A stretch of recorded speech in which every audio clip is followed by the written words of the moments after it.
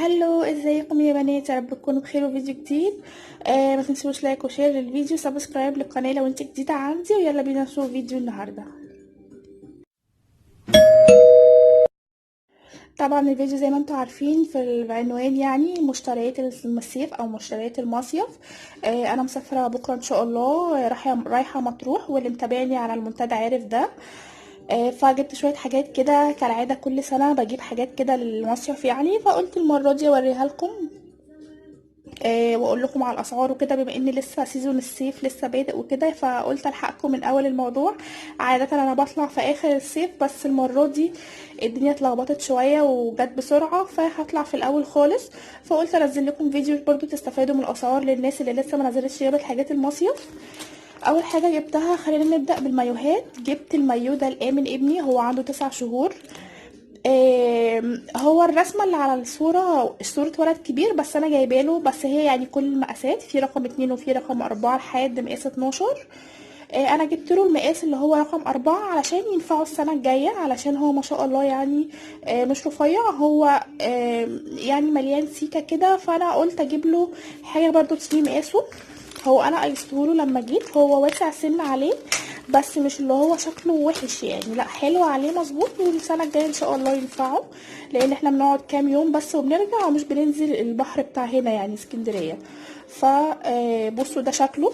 هو طبعا اكيد ان هو هيبان في الكاميرا كبير شويه، بس هو يعني هو جاي مقاسه بالظبط. ده شكله اهو، مرسوم عليه شخصيه كرتونيه، معرفش مين ده يعني، تقريبا باتمان حاجه كده. ده شكله هو النص اهو شورت، ده شكله كده اهو، نص ونص برضو من هنا، وليه ورا سوسته، عشان برضو المقاسات هي المقاسات كلها عاملينها سوسته. بصوا السوسته بتاعته لحد ورا خالص، عشان ما تضايقش في اللبس يعني، عشان هي برقبه ما تضايقش في اللبس لحد تحت.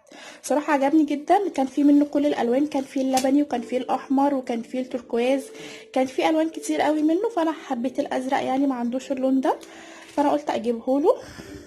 وكمان جبت له البتاعه دي بتبقى معاه زي كده بالظبط في الصوره، زي ما انتم شايفين الولد لابسها على شعره تمام، بس هي جايله طبعا لان هو صغير، جايله في كل راسه، فحلوه قوي يعني، هتحميه من الشمس وهتبقى كويسه تمام. عايزه اقول لكم بقى حاجه مهمه جدا، لازم تفاصلوا في الحاجات دي. عايزه اقول لكم الراجل كان قايل لي على ده ب 150 جنيه، فانا قلت له لا، انا مش عايزه حاجه بالسعر ده، انا عايزه حاجه اقل، لان انا بقعد يومين وبرجع تمام، والحاجه بتتركن طول السنه في الدولاب. فقال لي لا تعالي خدي هتاخديه ومش عارفه ايه، فقلت له بص انا مش هدفع فيه غير 80 جنيه. بصوا بقى السعر منين لفين، وهو قال لي خلاص ما فيش مشكله، وما حاولتش بقى معايا في السعر، ولا قال لي لا ادفعي 100 ومش عارفه ايه. يعني بصوا قايل لي 150 وخدته ب 80، يعني حاطط عليه 70 جنيه فرق، واكيد طبعا 80 كسبان فيه. فشوفوا انتوا بقى، لو كان حد خده بنفس السعر اللي هو قال عليه، كان هيخسر كام في السعر. فخلي بالكم كويس قوي من الناس اللي انتوا بتشتروا منهم، وحاولوا تفصلوا يعني لو انتوا حسيتوا ان الحاجه اوفر في السعر تمام. نقطش بس الاغاني شويه تمام. فده كان اول حاجه جبتها له، وحلو جدا في اللبس، وقماشته كمان تحفه. بعدين جبت له الطاقية. تاني حاجه جبتها له يا بنات هي الطاقيه دي كنت جايباها قبل ما انا اجيب له المايو بتاعه. قلت عشان هجيب له مايو قطعه واحده يعني، هجيب له وان بيس، فمش هيبقى حاجه يعني، مش هتبقى فيه حاجه مغطيه راسه. فجبتها له، لما جبت المايو لقيت فيها القطعه اللي انا وريتها لكم دي، فقلت دي هتبقى حلوه برضه البسها له الصبح قبل ما ينزل الميه، بعد ما يطلع يقعد بيها، فهتنفعه برضه. دي كنت جايباها ب25، والحاجات دي كلها جايباها من الزنقه اللي في المنشيه وشارع زنانة والحتت دي تمام. دي كانت ب25 جنيه. بعد كده جبت له برضو، هو خلينا بس في حاجته الاول تمام. بعد كده جبت له العوامه دي بصوا ده شكلها بالظبط كده زي ما هي. هي عوامه صغيره مش كبيره، عوامه سبايدر مان، فيها العلقتين دول عشان هما يعني دي للاطفال. بتبقى احجام، دي تقريبا مقاسها 24 او 26 مش عارفه. وفيها الوش بتاع سبايدر مان ده، برضو حبيت اجيبها له آم، لبني كده، عشان برضو تمشي مع ان هو بيبي يعني، ان هو ولد. ودي كانت ب38 ونص تمام. دي كانت جملة من المنشية برضو من شارع زنونة تمام. وبعدين كمان جبت ايه كمان، جبت بقى نبدأ بالمايو الاول. حاجة كارما بقى، جبت ده مايو ده بتاع كارما. تمام، ده شكله هو مرسوم عليه تقريبا دي سنو وايت، انا ما اعرفش برضو، انا ما اعرفش الاشخاص الكرتونيه قوي. المايوهات دي 3 دي تقريبا بيقول لي بتنور في الضلمه، ما انا ما اعرفش بقى، انهم هيلبسوهم الصبح يعني مش هيلبسوهم في الضلمه. تمام، هو اندر كده من تحت وليه جيبه من فوق، هو وان بيس برضو قطعه واحده كده، ومن ورا كده مفتوح من على الظهر، بيكون بالشكل ده، بيكون مفتوح كده 7 من على الظهر. تمام، ده شكله. وزي ما قلت لكم اندر وعليه الجيبه برضو، يعني كله قطعه واحده بس هو بالشكل ده. تمام، ده شكله. جبت لها عليه ال هي ما بتحبش الطواقي، بتفضل ترميها في الميه وكده، والسنه اللي فاتت كانت مضيعالي واحده في الميه، يعني كنت لسه جايباها حالا مشتريها من الراجل نزلت بيها، راحت جايه موقعها لي في الميه، ما بتحبهمش بتقلعهم. فقلت السنه دي ما اجيبلهاش طاقيه، قلت اجيب لها حاجه تحميها من الشمس وفي نفس الوقت تكون حباها. جبت لها دي اللي هي بتلزق على الراس، لو انتوا عارفينها، بتاعه الغطس او بتاعه الاطفال اللي هي اللي بتتحط على الراس دي. جبتها لها برضو بينك كده عشان تبقى لون المايو بتاعها. دي برضو بتبقى وان سايز، يعني ما بتبقاش مقاسات. انا قلت للراجل انا حاسه ان هي كبيره، فقال لي دي بتبقى وان سايز، بتيجي على اي مقاس طفل، يعني هي اطفال بتيجي على اي مقاس طفل.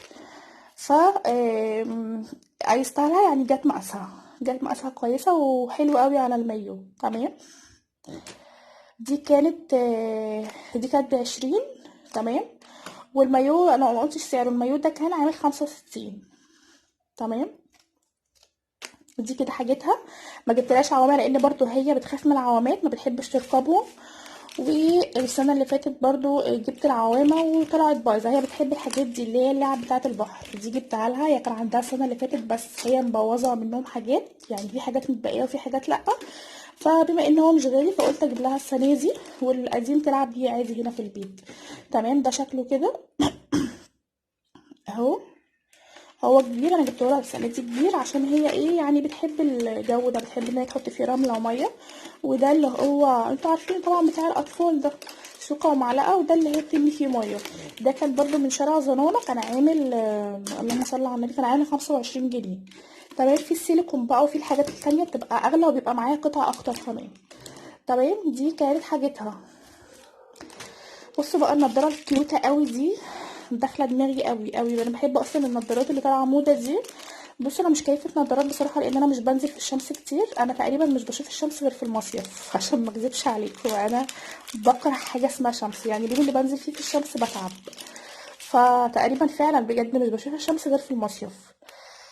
ده شكلها اهو، جايباها برضو من شارع زنانة اللي في المنشية. تمام، انا مش عايزه اجيبها عليا لان هي بتعكس المرايه. هي مدوره كده، كان في منها برضو المدور خالص، مش اللي هي على شكل مستطيل دي، بس دي حبيتها اكتر. هي لونها بنفسجي، بس هي طالعه في الكاميرا مش عارفه ليه طالعه مش باينه، طالعه لونها مش باين في الكاميرا. بصوا الايد بتاعتها اهي، هي الايد باينه ان هي بنفسجي. تمام، وده شكلها. دي يا بنات كانت ب75 من شارع زنانة. تمام، برضو هلبسها في المصيف وبعد كده هتتركن، لان انا كل النضارات اللي عندي مركونة برضو، كل مصيف بجيب وبعد كده بترجع تتركن تاني. فشكلها عجبني قوي قوي، هتنفعني ان شاء الله في المصيف. بعد كده جبت الكاب ده ليا. الكاب ده انا ما بحبش برضو الكابات قوي، بس بتسرق في الشمس، لان احنا ال6 ايام اللي بنروحوهم بنتفحتوا، يعني كل يوم لازم نروح البحر، وبنروحوا من اول النهار لحد اخره، فبنرجع اللي هو احنا مين اصلا، احنا مش شايفين نفسنا. فقلت المره دي السنه دي يعني اجيب كاب وارحم نفسي شويه، مع اني ما بحبش البسهم. جبت لونه ازرق كده عشان جوزي عنده الاسود وعنده الكحلي وعنده الوان كتير، فقلت اجيبه ازرق عشان بعد كده يبقى ينفعه هو كمان يبقى يلبسه يعني. تمام، جبت اللون ده وكان ده عامل 55. تمام، بعدين جبت المايو ده يعني مايو ليا. ده شكله هو لونه بينك كده في رصاصي في اسود. ده شكله الكمام بتاعته كده ليها من تحت اسوره رصاصي، وهو طويل مش قصير، يعني هو ده طوله. عشان اوريهولكم طويل لحد الركبه بالظبط، طويل مخطط كله، يعني كله مخطط تمام. وبرضو الكمام ليها اسوره من هنا ومن فوق لحد فوق برضو اسوره من على الرقبه. والطرحه بتاعته المايو ده ووتر بروف، يعني الميه مش بتخش له كله جوه، بتبقى من بره بس. دي الطرحه بتاعته بالبندانه، البندانه لازقه فيها منها فيها كده من جوه اهي، برضو لونها اسود في بينك كده. والبنطلون بتاعه بقى سلوبيت مش بنطلون، حبيت اجيب سلوبيت لان البنطلونات احيانا الميه بتنزل البنطلونات، لان الحاجات دي بتتقل في الميه. فحبيت ان انا اجيب سلوبيت عشان ما يسقطش مني في الميه وتبقى كارثه يعني. فده شكله اهو، هو هو سلوبيت كده من فوق قط، ده شكله كده اهو قط، وكله بنطلون بقى بعد كده بنطلون عادي خالص، ده شكله اهو تمام. ده كان، انا قلت الاسعار التانية ولا ايه؟ والله انا مش عارفه قلت الاسعار التانية ولا انا قلت تقريبا الاسعار التانية.